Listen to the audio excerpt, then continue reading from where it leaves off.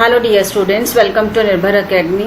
सो आज के वीडियो में हम कवर करेंगे reference to the context of childhood, जो आपकी 11th क्लास की हॉर्नबिल बुक है उसकी पोएम नंबर 4 में जो चाइल्डहुड जो पोएम है आपकी, उसके 2 वीडियोस मैं ऑलरेडी आपके साथ शेयर कर चुकी हूँ, जिसमें मैंने आपके साथ line by line explanation of the poem with word meaning and figures of speech. And second poem में मैंने आपके साथ most important short answer type questions जो थे वो शेयर किए थे। Now we will cover the reference to the context. Reference to the context आपके इंपॉर्टेंट है बिकॉज एग्जाम में आपके आते हैं ये 4 और 5 मार्क्स के। So let's proceed with the reference to the context. Yes, so हमारी पोम में जो सबसे पहला हमारा स्टेंजा है, when did my childhood go, was it the day I ceased to be 11, was it the time I realized that hell and heaven could not be found in geography, and therefore could not be was that the day. So question number 1 is, what is the problem that grips the mind of the poet? Grips का मतलब क्या होता है? जकड़ लेती है। तो according to the poem ऐसी कौन सी प्रॉब्लम है जिसने पोइट के माइंड को ग्रिप कर लिया है, उसको जकड़ लिया है? So the answer will be the poet mind is obsessed with the problem of loss of his childhood, ये उसकी प्रॉब्लम है। And he wants to pinpoint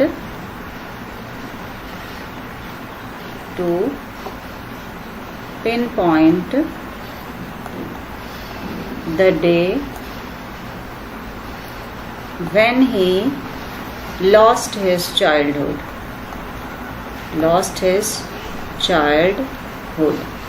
उस दिन को वो यहाँ पर पिन पॉइंट करना चाहते हैं कि वो कौन सा दिन था जब उनका बचपन चला गया। Yes, our second question is, why does the poet mention the age of 11? इसमें पोइट ने जो अपना बिगनिंग किया है इसमें 11 को स्टार्टिंग में क्यों लिया, उसका रीजन क्या है? Yes, the age of 11 is a critical age. Critical क्यों है? Yes, below this age a child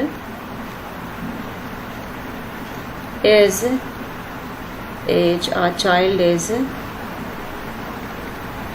counted as a child only. Okay, and after that it becomes an adolescent, क्योंकि उसके बाद जो बच्चा है वो एक अडल्ट जो पीरियड होता है उसका उसमें एंटर कर जाता है, एंड अब वो बच्चा नहीं रहता, वो अब एक एडोलेसेंट बन जाता है।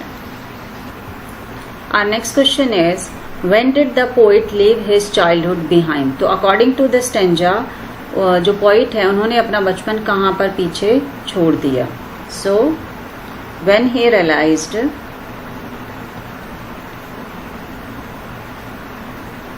That hell and heaven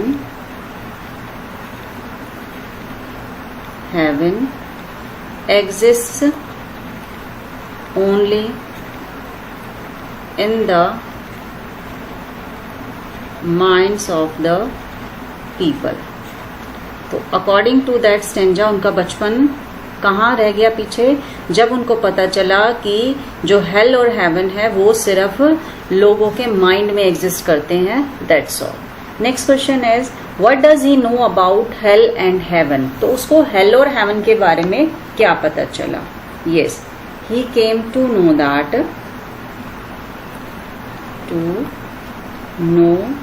that क्या पता चला? हेल एंड हेवन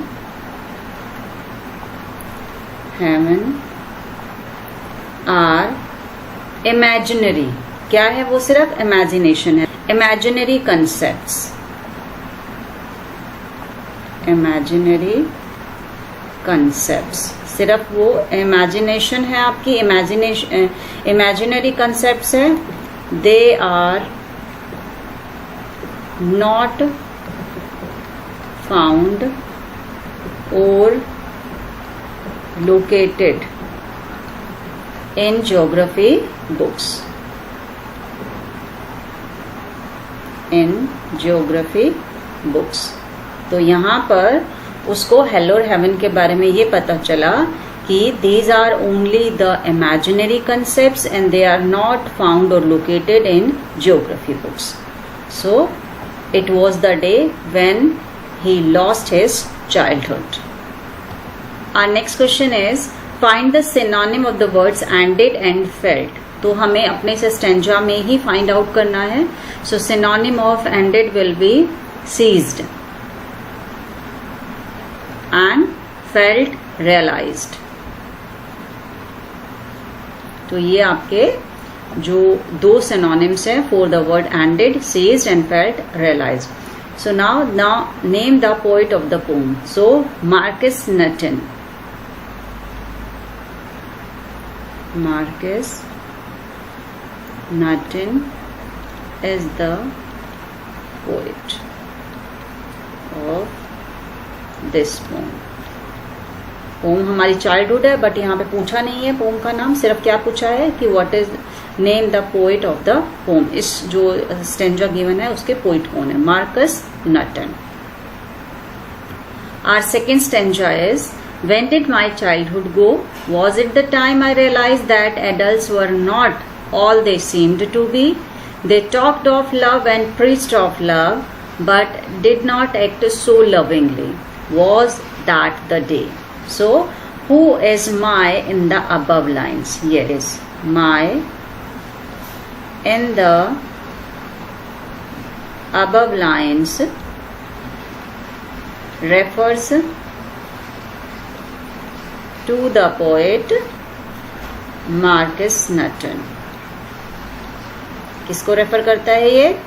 पोइट को, जिनका नाम है मार्कस नटन। यस, देखिए when did my childhood go, तो यहाँ पे माई कौन है? पोइट है। Our next question is when did the poet think he lost his childhood? Now according to that stanza, जो हमारा यहाँ पे स्टेंजा, इसके अकॉर्डिंग हमें आंसर करना है कि पोइट का जो बचपन है वो कहाँ चला गया। सो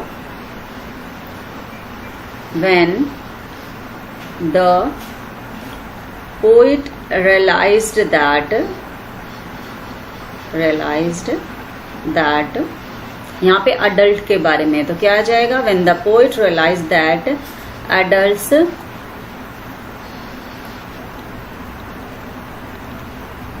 double standards। तो यहाँ पे पोइट का जो बचपन है अकॉर्डिंग टू दैट स्टेंजा कब चला गया? जब उसको ये समझ आया कि जो अडल्ट हमारे होते हैं वो डबल स्टैंडर्ड मेंटेन करते हैं, वो जैसा दिखाते हैं वो ऐसे नहीं होते हैं। Our next question is, do you think the poet feels so bad at the loss of his childhood? Yes, definitely। तो क्या आ जाएगा? Yes, the poet suffers। वो रियल में यहाँ सफर करते हुए नजर आ रहे हैं कि उनका जो बचपन है वो खो गया है। Yes, the poet suffers from a sense of loss, कि उनका कुछ गुम हो गया है यहाँ पे। at the loss of his childhood। उनको देख के लगता है कि सच में उनका एक बहुत बड़ा लॉस यहाँ पे हुआ है। What is the difference between what the adults talk of and what they do? तो यहाँ पे हमें बताना है कि जो हमारे बड़े होते हैं वो किस तरह की बातें करते हैं और कैसे रिएक्ट करते हैं उन बातों पे। So the answer will be grown ups talk and preach of love all the time,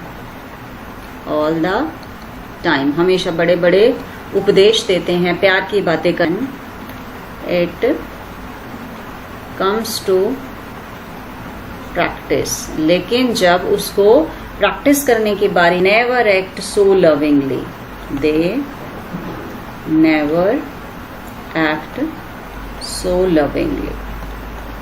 होता है ना कि बड़े बोलते हैं गुस्सा नहीं करना, गुस्सा नहीं करना, लेकिन छोटे से थोड़ी सी मिस्टेक हो जाती है, कुछ भी ऐसा हो जाता है तो बहुत जल्दी हाइपर हो जाते हैं। तो यहाँ पर वो उसको ही शो करते हैं कि वो बातें किस तरह की करते हैं और फिर वो रिएक्ट कैसे करते हैं उन्हीं बातों पे। Yes, our next question is what picture of the people does the poet form and why. तो यहाँ पे बड़े लोगों के लिए पोइट के माइंड में क्या पिक्चर सेट है और उसका रीजन क्या है वो अब हम देख लेते हैं। Yes, the poet doesn't think,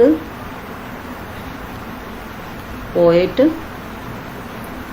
doesn't think very high, very high, बहुत ज्यादा बड़ा नहीं सोचते हैं, किसके, of the grown up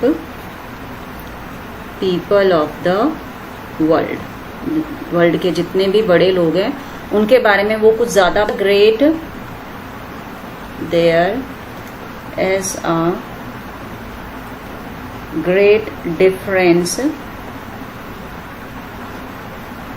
between what they preach,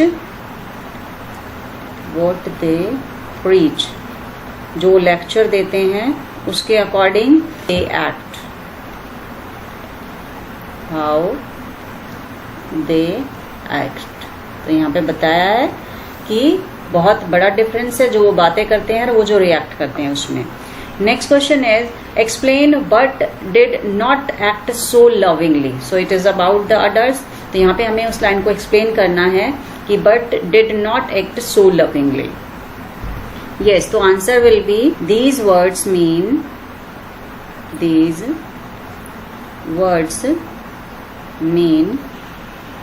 that the adults talk of love, कि वो किसकी बातें करते हैं, प्यार की बातें करते हैं, talk of love, but don't follow it themselves, लेकिन वो खुद ही इनको फॉलो नहीं करते हैं। सो इस लाइन का मीनिंग क्या हो गया? Yes, these words mean that the adults talk of love but don't follow it themselves. Our next stanza is when did my childhood go?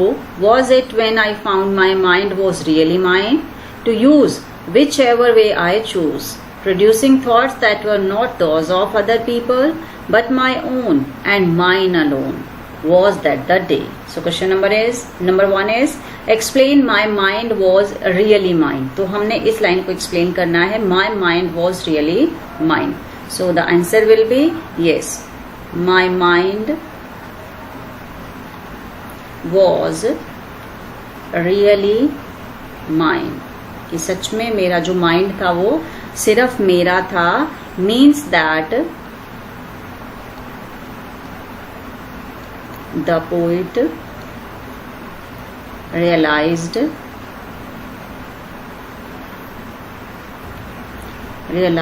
that he was the master of his own mind, वो अपने mind का खुद master है and could do whatever he wanted,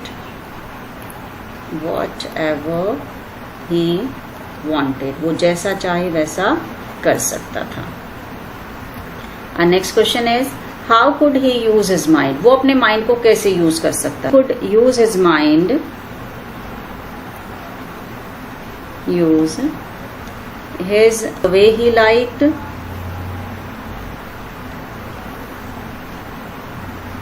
the way he liked, जैसा उसको पसंद था वैसे अपने माइंड को वो यूज कर, यूज इट, जैसा उसको पसंद है वो अपने माइंड को वैसे यूज कर सकता था। What kind of thoughts could be produce, किस तरह के विचार जो है प्रोड्यूस किए जा सकते थे, कैसे थे वो thoughts. Produce, he could produce his own thoughts on thought, thinking independently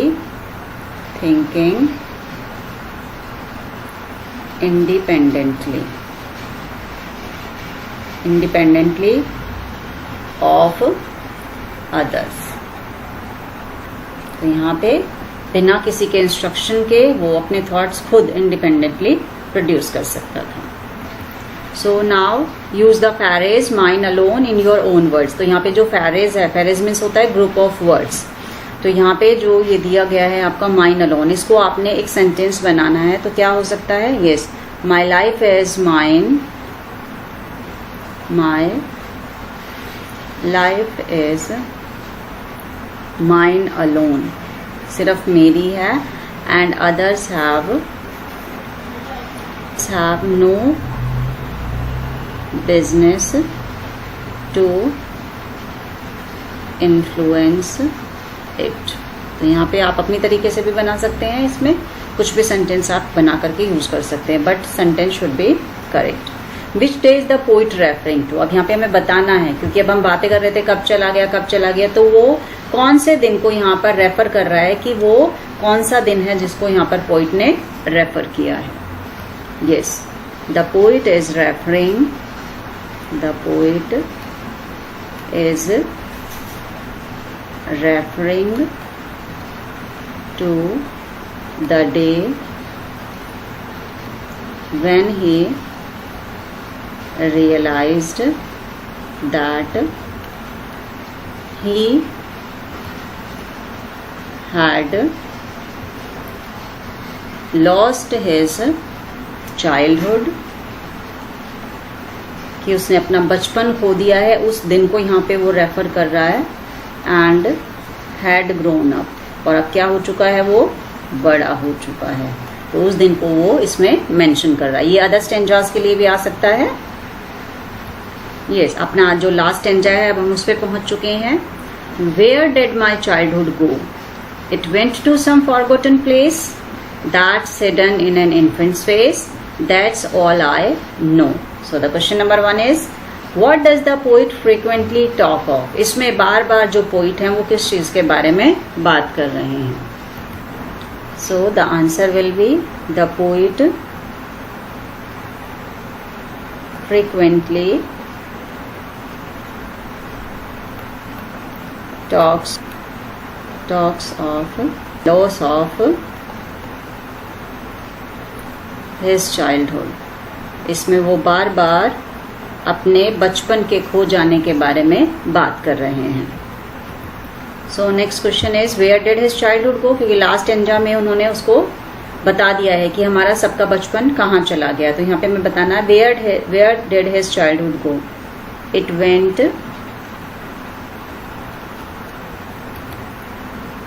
went to a place that has been forgotten, जिसे हम भूल चुके हैं, जिसे भुलाया जा चुका है, वो एक ऐसी जगह चला गया है। Yes, so where does his childhood lie hidden, कहाँ पे वो छुपा हुआ है। Yes, his childhood lying hidden in an innocent infant's face, क्योंकि एक छोटे से बेबी से ज्यादा कोई भी इनोसेंट नहीं हो सकता है, तो उसके चेहरे में जाकर के बचपन जो है वो छुप गया है। That's all I know। अब हमें इस लाइन को एक्सप्लेन करना है कि मैं तो सिर्फ इतना ही जानता हूं, तो क्या है वो चीज। सो क्या जानता है वो, he only knows this, that his childhood, क्या जानता है वो सिर्फ, that seems to be seems to be lying hidden in an innocent face of an infant। कि मैं तो सिर्फ इतना ही जानता हूँ कि बचपन जो है वो हमें किस पे मिल सकता है, वो हमें सिर्फ एक बेबी के फेस में जाकर के मिल सकता है। जैसे ही वो स्माइल करेगा हमें अपना बचपन भी याद आ जाता है। So find the synonym of latent and a small baby. तो जो हमारा स्टेंजा है लास्ट वाला, उसमें जो लेटेंट है हिडन, और स्मॉल बेबी कौन है? Infant. So it was about the RTC of the childhood. को जितने भी डाउट्स होंगे वो क्लियर हो गए होंगे। So thank you so much for being connected with Nirbhar academy. Thank you and have a nice day.